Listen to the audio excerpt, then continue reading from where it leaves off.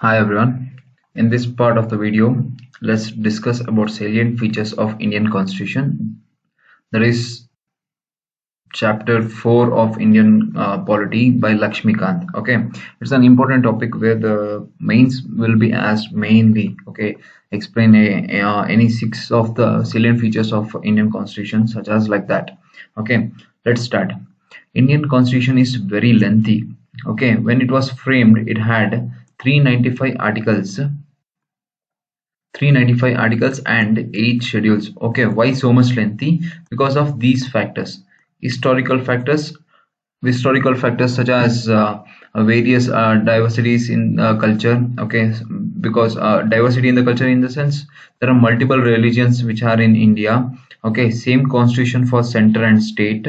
Administrational provisions, certain how the administration functions, how the administration structures are defined in the constitution. And geographical factors, these factors influence the length of the Indian constitution. That is why it is very lengthy. Okay, the second feature is multiple source. As we all know, Indian constitution is made by ransacking from various constitutions of the world. Okay, majority of Indian constitution is from Government of India Act 1935, where it defines the structures, division of powers and all. DPSP, the Directive Principles of State Policies, is drawn from Irish constitution. Structure of the government is similar to that of UK, that is parliamentary form of government. Fundamental rights is derived from the USA. Okay, the social justice is derived from USSR, that is Russia, now Russia. Okay, these are the things which were used by the constitution makers. Okay, so multiple source. Let's come to next feature. Okay, please listen, you can make note of it. Indian constitution is rigid and flexible constitution. Why? Rigid because some provisions in the constitution can't be easily amended, because it can be amended only through Article 368. That is, suppose if Article 368 through special majority, the other is special majority plus ratification by half of the states. What is special majority? Special majority is nothing but it should have 2 by 3rd of present and voting. 2 by 3rd of the people who are present in the parliament should be or should vote on support of it, plus, and also it should have a strength of half of the parliament. Okay, the other thing is it should have a special majority plus support from half of the state legislative assemblies. Some provisions which has to be amended can be amended through special majority. Some provisions can be amended only through special majority plus ratification by half of the state. Only then the bill will be considered as passed. Whereas most of the provisions can be easily amended, which can be called as flexible.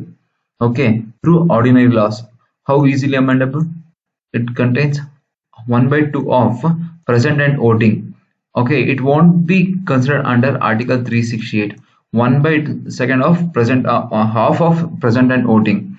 So Indian constitution has both rigid as well as flexible provisions. Indian constitution is federal feature with unitary bias. What is a federal feature? Division of powers, rigid constitution, dual government, independent judiciary. These are the things which make the Indian constitution federal nature. Okay, the unitary means single, such as flexible constitution, integrated judiciary, single citizenship, strong center. These are the features with respect to unitary. Okay, it has both. So India is called as quasi federal. Okay. Next, what is India? India has parliamentary form of government. In parliamentary form of government, okay, in democracy we can have parliamentary and presidential. Where in presidential there won't be any cooperation between the executive and legislature, whereas in parliament there will be dependence, that is executives will be answerable to legislature. Okay, Next comes parliamentary sovereignty and judicial supremacy. What is this? Parliamentary sovereignty means Parliament can amend most of the provisions present in the Constitution, but it can't alter basic structure of doctrine, which will be studied in the next video. Okay. Whereas judicial supremacy, any law passed by the government can be declared unconstitutional if through a certain position through Article 13 if it infringes fundamental rights and hence it should not meet the exception, then it can be declared as unconstitutional. So in both the cases there are limitations. Parliamentary sovereignty is gained through United Kingdom. Judicial supremacy is through USA. Okay, remember. Next comes independent and integrated judiciary. We know that Indian judiciary is in the form of pyramidal shape, where Supreme Court is in top, High Court at below of it, and subordinate courts at subordinate courts at bottom. All these courts will enforce central laws as well as state laws. Okay, but this is not in case of USA, where federal court will execute only central laws, state court will execute only state laws, but in India it is single. So this is one of the feature of integrated judiciary, is one of the feature of what? Unitary.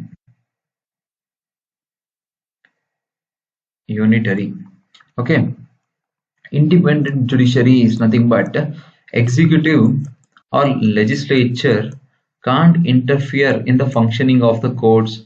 Okay, they can't pressurize the Supreme Court judge. This is independent judiciary, which will be further studied in the next coming videos. Okay, let's come to fundamental rights. What is fundamental rights? Fundamental rights are the rights which are protected and guaranteed by the Constitution. Okay, so protect an individual from executive tyranny, to protect an individual's liberty. Okay, suppose if you are speaking, government official jails you for speaking something against the government, then you can enforce that fundamental right through court. Okay, this is fundamental rights. Directive principles of state policy is nothing but these are certain principles which has to be followed by the government so that it will be cause a good governance. Okay, while making laws, it has to be followed. This is called DPSP. It is derived from the Irish Constitution. It will be studied in detail in the coming videos. Okay, just it's in brief. Fundamental duties. Apart from enjoying the rights, the citizen should have certain responsibilities, such as you and me. Okay, such as paying taxes, delivering public duty, society, such as now Swachh Bharat is in the force. Okay, so it is our fundamental duty to keep our society clean, like that. Okay. Now comes single citizenship. Okay, make a note of it. I'll be telling this. India has single citizenship, but in USA there is two citizenship. One is central federal citizenship, another is state citizenship. Okay. Why in India only single citizenship? As we discussed in the previous video, that dual citizenship will create problems where states shall discriminate certain people with respect to employment, with respect to scholarship and all. Okay, to avoid that, to promote that, to have unity among the people of India, we have single citizenship. Okay, universal adult franchise. Okay, it is nothing but a citizen who is 18 years and above is eligible to cast his vote. Okay, in the general election, municipality elections, such as that. Okay, previously it was 21. It was reduced to 18 in the 58th Constitutional Amendment Act in 1988.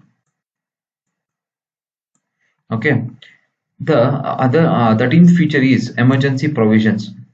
Okay, what are these emergency provisions? These are unexpected circumstances or situations. So, national emergency can be declared by all these can be declared by the president only.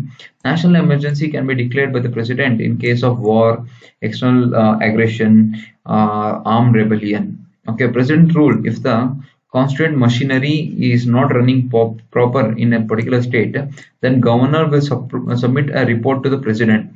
Then the president can declare president rule over a particular state. Financial emergency is the one when financial stability of the country will collapse. Okay, all these will be declared by the president. Independent bodies is a 14th feature. What is independent bodies? Election Commission, okay, Union Public Service Commission, the one which does civil service and other NDA such as exams, state public service commissions. These are independent bodies. Okay, these are made so that they function independently. Okay, next comes three-tier form of government. So India was having only central and state government. Only two-tier was there. After 73rd and 74th Constitutional Amendment Act in 1972, 1993 and 1992. Okay, in 1992, after 73rd and 74th Constitution Amendment Act, municipality and Gram Panchayat was added as a third tier. Okay, why was it added? It was one of the vision of Gandhiji to have Gram Swaraj. Okay.